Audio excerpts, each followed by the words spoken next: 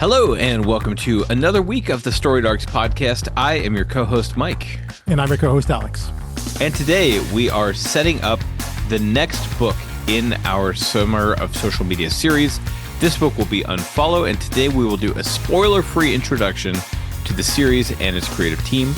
And Alex, this is your special... Well, like, not only are the zeros your specialty, but also I think we had been floating around a couple different books.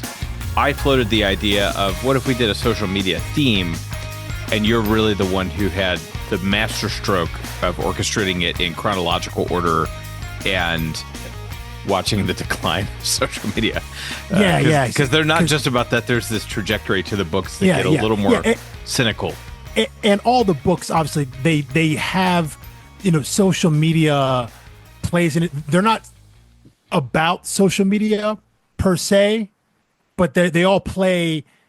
All the stories have social media as like a driving force or driving factor in the story itself. This book here, Unfollow, maybe a little more so, like a little more so than Hacktivist. Hacktivist, that's kind of what the book we just finished talking about. That was just kind of the career and the setup of the two guys there. Right, that was the front. Yeah. The it was also the medium by which they caused uprisings.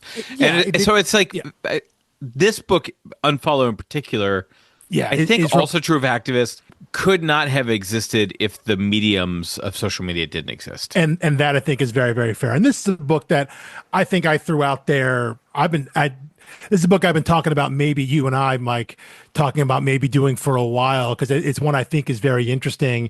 And when we've stumbled on the idea of maybe linking together the social media theme, Unfollow is a book that immediately sprung to my mind again as one we could include here. So Unfollow here. It was from DC Vertigo at the time. It was one of I think kind of one of the last. I don't want to say important books. It was one of the last notable books from the first iteration of Vertigo. This is like third wave Vertigo, right before DC shutters it, and before it is now brought back. So the first issue came out November 2015, and it ran for 18 issues all the way to April 2017, which if you look at the math there, that is 18 months. So this was 18 straight months with no breaks. Broken down into 3 volumes, 6 issues each. So that's how we're going to be covering it here the next 3 weeks, issues 1 through 6, then issues 7 through 12, and then 13 through 18. But yeah, so and kind of part of with that, the main creative team here is writer Rob Williams and artist Michael Dowling, along with colorist Quint and letterer Clem Robbins. But I think to kind of help them stay on track so they don't have any skip months, there are a handful of guest artists that I'll go ahead and name right here. We'll talk about more when we get into those specific volumes. But issue 6 was drawn by R.M. Guerra with colors by Julia Brusco. Issue 7 was drawn and colored by Marguerite Sauvage. I think it's Sauvage. I'm going to go with that. There's a U in there. So yeah, Marguerite Sauvage. Issue 10, drawn by Ryan Kelly, colored by series regular colorist Quentin Winter. Then issue 13 was drawn by Simon Gain with colors by Jordi Belair. And then finally, issue 14 was drawn by Javier Pulido with colors by Munsta Vicente. So, we got five issues out of the 18 where they had a guest artist come in, which I'm assuming on one hand, well, there's a practical side, just you give your regular artist a break so we can catch up and they don't miss a month. But also there are story reasons why you would want to bring in a different artist for a different tone. And as we get into this book, kind of the way it's structured with kind of focusing on at different times, different characters and what their backgrounds are, bringing in a guest artist to maybe match the vibe of the character that you're focusing on in that story, makes a lot of sense as well. So it has both a practical behind the scenes reason and also a storytelling on the page reason as well. So we'll discuss those issues specifically in more detail kind of when we get to those in the reread, when we hit them in their respective volumes. Yeah. It's interesting that there's so many substitutions on art. 18 issues, 18 months, totally get it. The art, I was going to say, and this is something more to discuss when we actually get into it, but it's a different flavor than most Vertigo books. It kind What of do you mean? that I the sketching, like the pencil work, to me, if I were shown, this like a couple pages from the first issue or two, I would guess that it's on Mad Cave or somewhere like that. It's kind of like a rough, kind of crude sketch.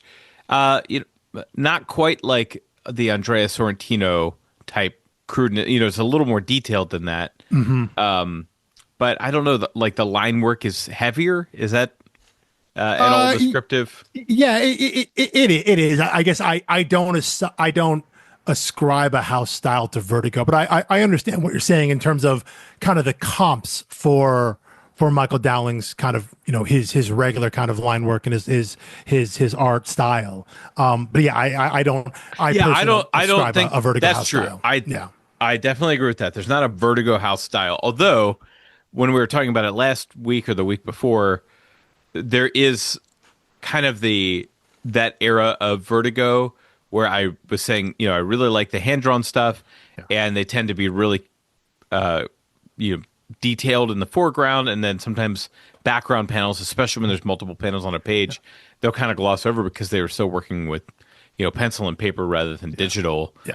Well, and I think that's more to the era and then also the publishing Sure. kind of ethos there of this being an imprint, not having to conform to, in this case, what the corporate partner DC was doing. So like when we talk about something like Ex Machina, which we did a few seasons back, which was a Vertigo book from the early aughts. That was more in line, not with Vertigo style, but just with the style of creator-owned independent comics of of that time. As we move now into the late 2010s, mid late 2010s, there is generally like an opening up of styles. But do you know what I'm talking about with like the Mad Cave thing? I mean, do you read many Mad Cave titles? Not a whole lot, but I know what you're saying in terms If you of click on if you like look at a book like Don't Spit in the Wind, I feel like somehow, and I don't understand why, like it should not be the thing that there's a house style, but it's like just really heavy line work on stuff, yet is kind of this crude sketch work. I like the art style. It's just one that I now associate with Mad Cave because it seems like every book I flip through on the rack from Mad Cave, someone is doing a style similar to this. And even I think we both read, but didn't ultimately discuss on this podcast, the Carmen line, which was an OGN. Yeah. From Mad Cave. Very similar style there. So it's like a style that's kind of in vogue, I guess, but and this is an early iteration of it. Yeah, I think a lot of it is just the larger acceptance of different styles, letting artists draw the way they would normally draw versus having them draw like a house style. And this is just whatever their influences were and however they saw the story on the page, and that now being considered publishable. Sure. You know what I'm saying? That makes sense.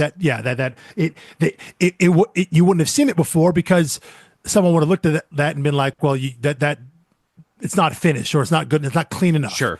That isn't going to sell. Yeah. That isn't going to sell. You were never going to get picked up at Marvel or DC unless you were willing to adapt your style. Yeah. And you can see that sometimes with some artists who maybe got their start. Obviously, you break in working on the big two, and you see their style, an early version of the style, and then when they are able to do their own creator-own work, you see what their more natural style is, and you can see that it's the same artist, but there's a different quality and just a kind of a different finish for their for hire work versus their creator-owned stuff. At least there was back in the day.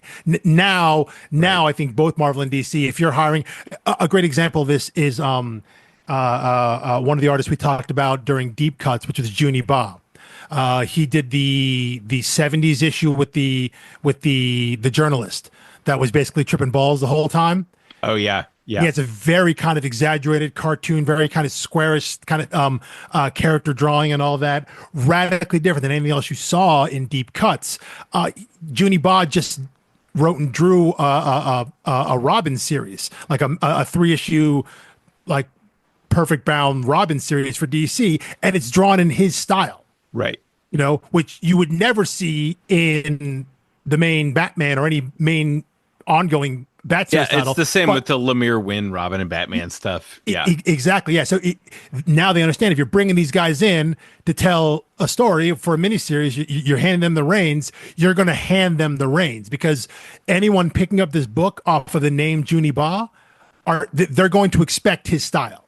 They're going to expect to see his version of these characters, how he draws in his way, the way he draws it and colors it, all of that. And so they understand that's a selling point now. When before, Marvel or DC was a selling point, or Batman was a selling point, Spider-Man was a selling point. yeah, Now they get that creators can sell books as well, and there are people that will follow that. So yeah, I see what you're saying though. But for someone like Michael Dowling at this time, said in the mid to late 2010s here, yeah, that this book would have been different if him and Rob Williams did a book at Vertigo 10 years earlier, starting in like '05 instead of 2015. Not saying they do this book, but if they started it then, which is around the time that we saw something like Ex Machina, yeah, the art style probably would be a little different. Probably would be. right. Yep. Yeah. Yeah. So do we want to hit the creators first, and then we'll Yeah. get into the story last? Yeah, we'll do that. We'll end with a little tease of what's to come here. So, already mentioned Rob Williams, the writer. He's Welsh.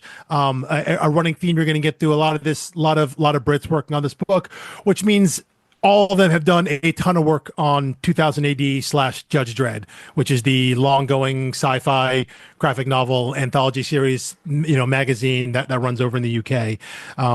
Pretty much anyone who works in comics and is migrated over into working in the U.S. They've got 2000 AD and Judge Dredd somewhere on their resumes. So he's done a ton of stuff over there. Over at kind of on the mainstream for hire stuff, his biggest thing at DC proper at least, was during the Rebirth era. So during when Unfollow was coming out here, just after, I guess, because Rebirth started in like mid 2016. So maybe right as the scripts were being done or the last volume of Unfollow was being done, he was the main writer on the Suicide Squad Rebirth.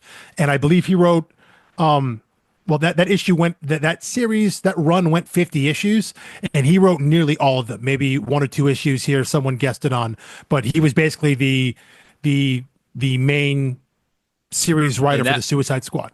I'm pretty sure that was one of the titles that launched pretty early in Rebirth, which means it was likely double shipping at the beginning. It very much so. Well, for any Rebirth, any Rebirth title to get to 50 means it was one of the early ones. Yes, it was one of the early ones. And double shipping. Yeah. Which is brutal. Probably early on for at least a little while. So yeah, getting a mainstream gig on the Suicide Squad, especially at that time, Suicide Squad's a lot bigger now than it was when it first started. That's a pretty big deal, being the main series writer on that. Over at Marvel, he hasn't done a lot in a while. Mostly in the early 2010s, he was working at Marvel, kind of before he was at DC and Vertigo. Did some Ghost Rider, Wolverine, Deadpool, kind of things like that. He's done some licensed work at Titan with Doctor Who, and over at Dark Horse he wrote some Star Wars stuff before the Disney sale. So this was kind of the Dark Horse era of comics, which is now called Legends era, which has been decanonized. So on top of some for hire stuff, some licensed stuff, Doctor Who, Star Wars. The last thing I'll mention, right, for his kind of CV, is he contributed a story with Michael Dowling for the Love is Love anthology, which is a book that IDW put out kind of in association with DC, because there were DC characters represented in the story, which was a charity book that was put out to raise money for the victims of the Pulse nightclub shooting in Orlando, which was in 2016. So it was going on as that happened as Unfollow was on the shelves. So he was able to work with Michael Dowling. So those two guys got together and they contributed a story to that anthology, which is pretty cool. So yeah, those are kind of the main points of Rob Williams. I don't know if you've read anything by him.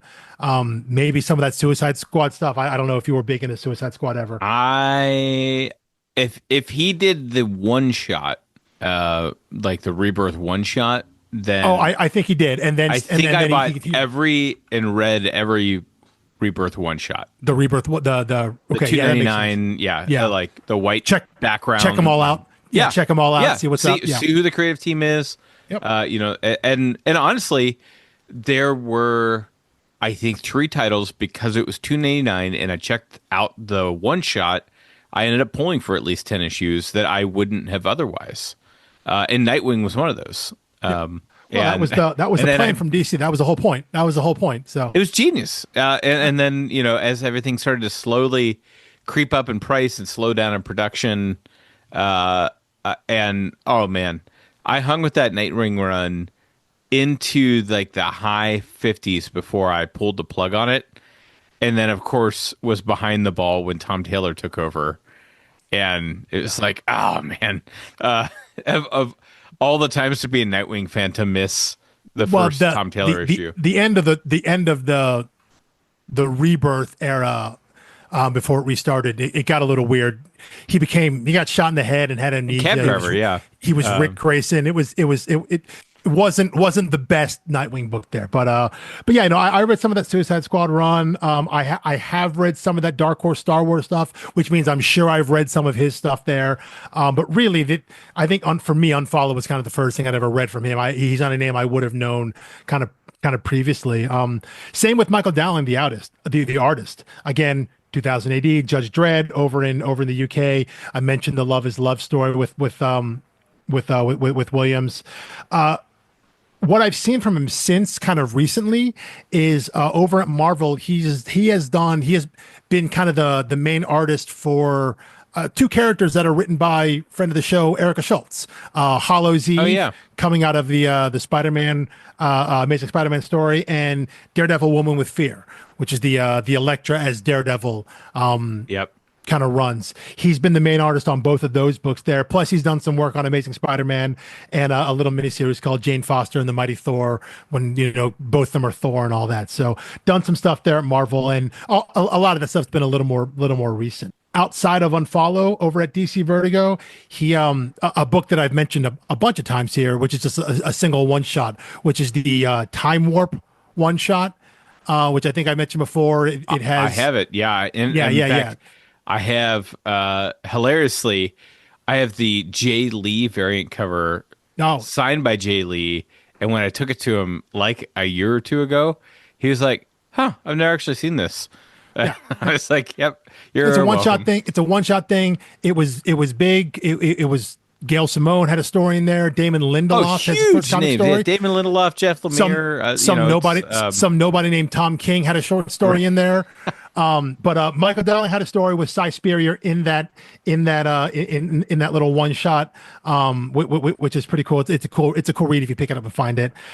The last important thing I think from Michael Dowling is over at Image, he has a creator-owned series with writer Tina Horn.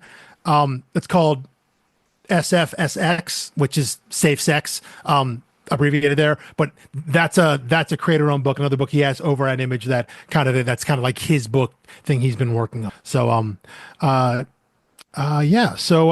brings us to colorist Quintin Winter. Sorry about that, Quintin Winter. It just comes out. Yeah. With the repeated sound, it's hard not to repeat. The assonance in the middle there is tough there. But yeah, another UK based artist or creator as well. So which means 2000 AD and Judge Dredd. He's done a lot of work, a handful of work, I think notable work at DC Vertigo. Aside from his work on Unfollowed here, he colored a book called Imaginary Friends with another friend of the show, Tim Seeley, as writer and artist Stephen Molnar. And he was also he became the ongoing colorist on Clean Room, which from DC Vertigo, which is a book by Gail Simone and John Davis Hunt. I think John Davis Hunt drew and colored the first issue, but then starting with issue 2, going until the end of that series, Winter came in and became the series regular colorist on that. We'll talk about. I was going to say the last person is the letterer, Clem Rollins, but I do also want to mention the covers because all the covers were done by, generally done by one artist. But the letterer, Clem Robbins. One of the main Vertigo people.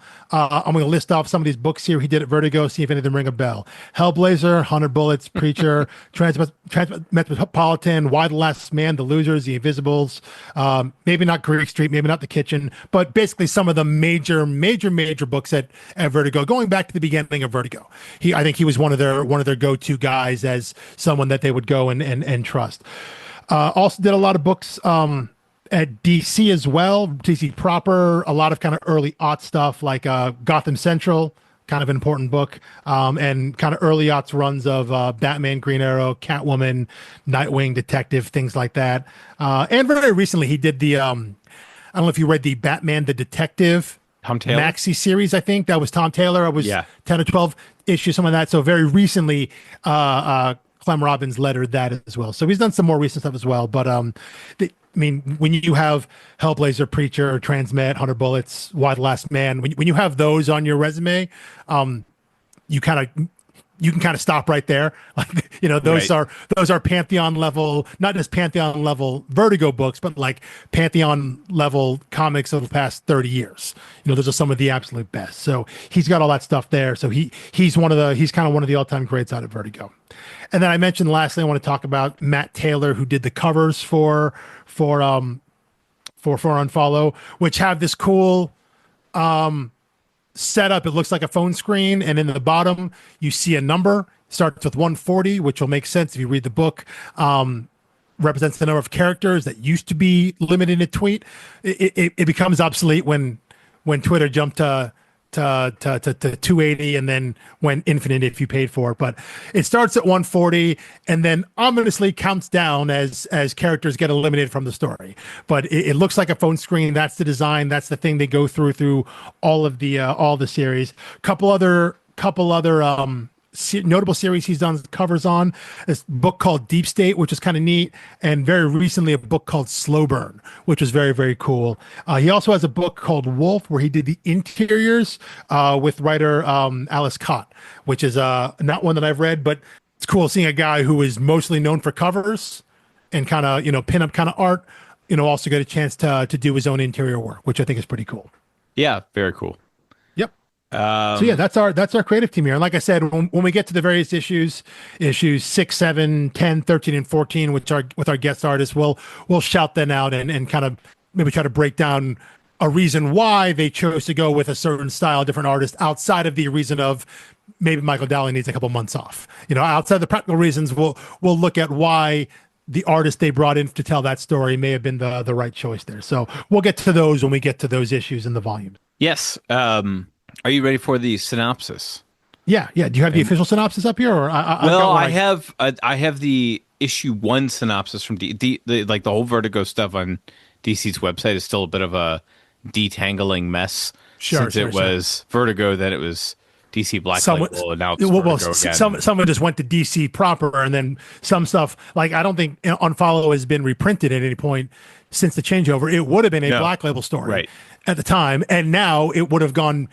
If it's reprinted now, it would be reprinted back at Vertigo. It would not be a Black Label story. Black Label is still going to be like superhero stuff. So this would be in the vein of Nice House by the Lake and Nice House on the Sea and something like that. The Tynan Bueno book. But I guess the synopsis for issue 1 is basically the synopsis for the story. That's the setup. So yes, okay. So the first sentence I think serves well.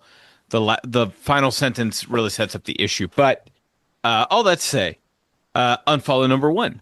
A dying social media mogul leaves his billions to be split evenly between 140 random people, or however many of them are still alive at the moment of his death.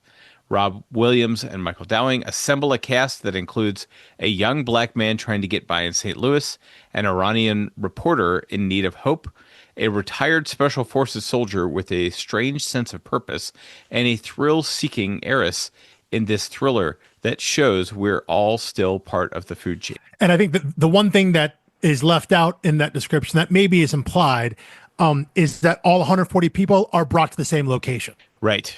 So that is part of the setup of it's a whole lot different if you pick 140 people and they're just living their lives doing whatever away from each other. The whole idea here is you bring everyone together and everyone can look around and be like, well, if there's only 139 of us, everybody gets a little more. Yes. It is, which is what I believe is called a tontine arrangement. It is, it's the beginning of the Dark Knight, right?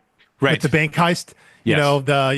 You after everyone does their one bit, they get shot, which means everyone else gets a higher cut all the way down until only the Joker's left. Sorry, spoilers for that movie. But yeah, it's called a tontine arrangement. Yeah, we're not worried about spoilers for that. And then it's interesting, in 2015 that they chose St. Louis. Yes. A young black man from St. Louis right after the events of Ferguson. Mm-hmm. And it's interesting in 2025 that they chose Iran as. Well, but let's be real. Like Iran's like an evergreen. We can pick someone from that, and something's probably going on there. Yeah, no. Yeah. Well, that and Netanyahu's been ranting about Iran for. It is also worth noting here that maybe, and this becomes clear, and this isn't a spoiler. When it says they pick 140 random people, like they're not random people. Like not really. Like I said, they are what we would now call. They're a lot of them are random. Yeah, yes. But a lot of them are influencers. They have high follower accounts. They're reaching for something, be it social good, be it their own personal branding, whatever it is. It's not, the whole idea isn't this like we're picking total randos, just people, posting pictures of their lunch every day. So, which is something you probably could have guessed from the setup of the story, but that plays into it in terms of listing those specific types of people. That's who we're talking about, and those are the people we're going to be following. In terms of what people are willing to do, or I guess like what they've done to achieve status initially in order to be picked as one of these potential 140 recipients, and then what they're willing to do once they're all together congregated on this island. So yeah, it is. So this is a book that I read this as it was coming out. Within, I don't know if I read number one the month it came out, but pretty close to it. I was reading this in single issue as it was coming out. So like I didn't catch up on a trade on like volume 1 or something like that. So I was in pretty early on this book and followed it all the way through. And I honestly don't know what drew me to it other than I think the idea, the premise was like, oh, this seems kind of cool for the time. And that was 10 years ago, thinking about social media and what it could have been now. So I'm excited to like we did with Hacktivist, to put on the 2025 glasses and look back at this and examine what the people on the island, the people that were selected for this potential prize, how they view social media and its importance in society and in their lives, and how that factors into the overall story versus, again, the way that we look at it now as like an unfortunate necessary evil. Yeah. There was not a novelty back then. Still, it was still like it seemed like an essential good at the time. Right. Well, and still, you even do have in this story a billionaire pulling people's strings. Yes. With money through his platform. Yes. And that's gotten painfully relevant. Yeah, but we still haven't gotten to the. But this is still the billionaire using his money to be a puppet master, like you said, but not actively trying to destroy the world yet. Yeah. The premise is still, I'm going to give this away to people, and what they do in between when this is announced and when I die, and how much money gets split amongst how many people, that's up to them. I'm not doing that. It's kind of his way of, plausible deniability.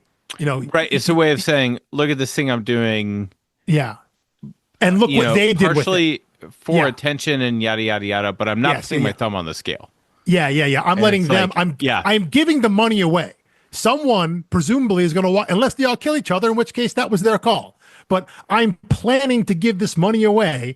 As opposed to, said actively trying to destroy the world with his money. So we haven't quite crossed that threshold yet, but it is still a more cynical look at the type of person that is a social media, let's say like a tech startup entrepreneur, that kind of tech billionaire through the social media space. It is still a slightly more cynical look at what someone can do with their wealth that they've amassed. Yeah. I think that's a good setup for it. It's 3 volumes. Yep. So we got the next 3 weeks talking about this. And yeah, just kind of look at how human nature breaks down. I mean, and I don't think this is new. Like, we try to keep a clean podcast. We label it when there's, language or something like that. The books we read have never been clean. No. This one is not. And, this is a very adult story. It's a mature story. Yeah, absolutely. Yeah, and I was going to say, I can't remember if we've ever done a book that had full frontal nudity for men and women in the first issue or 2. Yeah. I mean, that's like... It's out there. Yeah, it's out there. It's very much a rip off the Band-Aid. This is what type of book this that was not targeting the teen market, even though it was, or maybe it was, like older teens, but... No, I mean, it would have been labeled mature, and so it would have been up to... This is the kind of book that there are a number of stores, particularly in our area, if something is considered mature on that level, they'll put it in a bag on the shelf and then, probably age check at the register, and that's their call to do that. That's each individual business to do that. This is the kind of book that probably would have had that. Just it depends on who the proprietors of the shop are. But it is that kind of book. It lets you know right away what you're reading. Right. Yep. Yeah. So anyway, I'm excited to dig into it. It's been I've been reading ahead for a change, and shocking. I've really been enjoying. Yeah, I know. Well, when we have all these zeros, it actually gives me time to like come up for air. That is true. So, yeah, and with another baby coming this year, we may be doing another theme month, series thing in the fall, so that we'll see. Stay tuned. Yeah, some spaced out weeks for reading. But anyway, super excited. Can't wait to dive in volume 1 next week. And, as is usually our thing, we'll tag the creators, and, if we get some interaction, may lead to an interview. 3 weeks on this would be just awesome to be able to get, anyone from the creative team, but, we'll see what happens. It'd be fascinating to get their thoughts looking back on the book now. As what we're trying to dive into and dissect this idea of where we are now versus where we were then. I would love to, if we got a chance to speak with some of these creators and just get a sense of, hey, where was your head 10 years ago when you wrote this, and how do you think about it now? Like that's the pressing question. Well, I think question 1 is every single one of these books. Yeah. Can you believe it was only 10 years ago? Yeah, no. Imagine how fast this goes. 10 years does really not feel that long. It really but when you think back to social media 10 years ago, you're like, good grief, we have come a long way. That was not in a good direction, but we came a long way. So anyway, find us all the places, social medias, obviously, storiedarcs.com, and whatever app you're listening to us on now, keep listening there. And we'll see you next week. Peace.